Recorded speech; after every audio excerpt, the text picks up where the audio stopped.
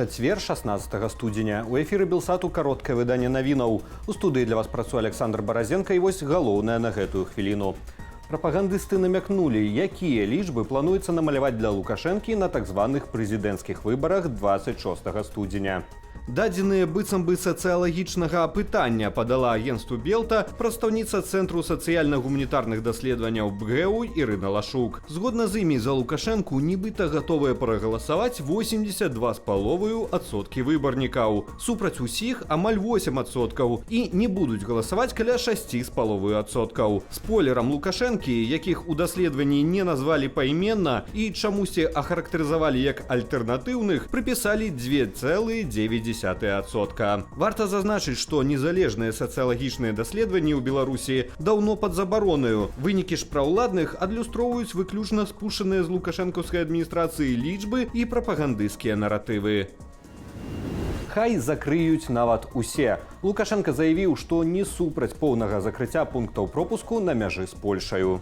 Падчас наведвання менскага мотавелазаводу і тэхнапарку, што месціцца на яго плошчах, Лукашенко заявіў, цытата: «Мы туды не ездзім і нічога не возім. Хто тыя мы, якія не ездзяць у Польшу, дыктатар не ўдакладніў». Варта зазначыць, што на адзіным працоўным цяпер пункце пропуску Берасці традыцыйна паўстаюць шматгадзінныя чэргі захвочых выехаць у краіну еўразвязу. Апошнімі днямі на мінанне мяжы магло спатрэбіцца аж да некалькіх сотняў. Наведваючы мотавела, Лукашенко таксама выказаўся пра лёс палітвязня Анджэя Пачобута. Маўляў, Польша не хоча забіраць вязня, і сам ён не жадае туды з'язджаць. На Гомельшчыне ў выніку лабавога сутыкнення двух аўтаў загінула адна асоба, яшчэ двое шпіталізаваныя. Трагедыя здарылася напярэдадні каля 17 гадзіны на дарозе Мазыр-Нароўля мяжа з Украінаю. 44гадовая кіроўца аўтамабіля ВАЗ з невядомых пакуль прычынаў выехала на паласу сустрэчнага руху, дзе сутыкнулася з мікрааўтобусам «Фіат». Жанчына загінула на месцы, ейная 16гадовая пасажырка і кіроўца «Фіата» шпіталізаваныя. Яшчэ адно сутыкненне аўтаў адбылося напярэдадні на Магілёўшчыне ў Чавушскім раёне. Там, на шчасце, абышлося без ахвяраў, але працаўнікам МНС давялося з дапамогою спецыяльнай тэхнікі даставаць абодвух кіроўцаў. Да і нагадвае аб неабходнасці быць уважлівымі за стырном, асабліва улічваючы зменлівыя і неспрыяльныя умовы надвор'я. Армія Францыі таемна трэнавалася адбіваць уварванне беларускага войска на тэрыторыю Украіны, паведамляе Intelligence Online. Вучэнні пад кодавую назваю «Персей» прайшлі яшчэ ўвосень і доўжыліся 10 дзён, але вядома пра іх стала толькі цяпер. 3200 байцоў падраздзяленняў спецыяльных аперацыяў сухапутных войскаў трэнаваліся на мясцовасці, падобнай да абшару ракі Днепр на Кіеўшчыне. Паводле сцэнара вучэнняў, французскія войскі мусілі супрацьстаяць уварванню ва ўкраіну з поўначы войскаў Лукашэнкі. Нагадаю, 13 студзеня прэзідэнт Украіны Владзімір Зеленскі заявіў, што абмеркаваў з французскім калегам Эмануэлем Макроном магчымае размяшчэнне замежных войскаў на тэрыторыі краіны, як адну з магчымых захадаў для спынення вайны і гарантавання бяспекі ўкраіны. Каб заставацца ў курсе падзеяў, чытайце Белсат у Тэлеграм. У левым верхнім куце экрану вы бачыце QR-код, дзякуючы якому можна патрапіць на наш Тэлеграм-канал. Падпісвайцеся на Тэлеграм Белсату, калі для вас гэта бяспечна.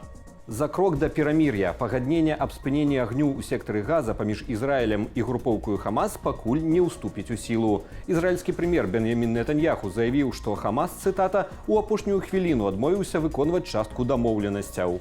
Са словаў Нетаньяху, кабінет міністраў Ізраілю не збярэцца для зацверджання пагаднення, пакуль пасярэднік не паведаміць аб безумоўнай згодзе Хамасу прытрымлівацца ягоных умоваў. Нагадаю, увечары серады Ізраіль і Хамас пры міжнародным пасярэдніцтве дамовіліся аб прыпыненні на 6 тыдняў агню ў сектары Газа. Згодна з дамоваю, Ізраіль мусіць вывесці з анклаву свае войскі і вызваліць частку арыштаваных палестынцаў у абмен на вызваленне 33 закладнікаў Хамасу. Гэта непоўная лічба ізраільцянаў, што застаюцца ў палоне групоўкі пасля нападу ў кастрычніку 2023 года. Таму падпісанне дамовы выклікала сярод ізраільскага грамадства неадназначную рэакцыю.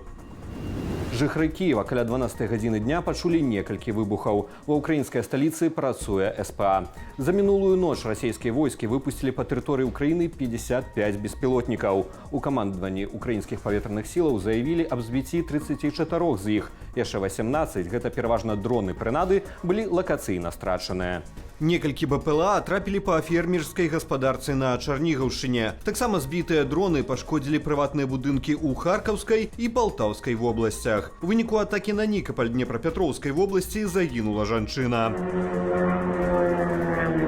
Тым часам у Расіі беспілотнікі другі раз за тыдзень атакавалі Катоўск у Тамбоўскай вобласці. У горадзе месціцца парахавы завод. Падрабязнасцяў аб наступствах удару пакуль няма. У Варонежскай вобласці БПЛА атакавалі нафтабазу ў горадзе Ліпкі. Пашкоджаныя паліўныя рэзервуары. На тэрыторыі прадпрыемства пачаўся моцны пажар. І напрыканцы выдання кранальная гісторыя сапраўднага сяброўства, якой падзяліліся працаўнікі гарадзенскага заапарку. Лайка Вейса і каза Пудра жылі побач у вальерах ветэрынарнага корпуса. Жывёліны разам гулялі і бавілі час. Яны зблізіліся настолькі, што калі ўлетку казу перавялі ў іншую частку заапарку, Лайка захандрыла і перастала ісці на кантакт з людзьмі. Прыйшлося тэрмінова вяртаць Пудру.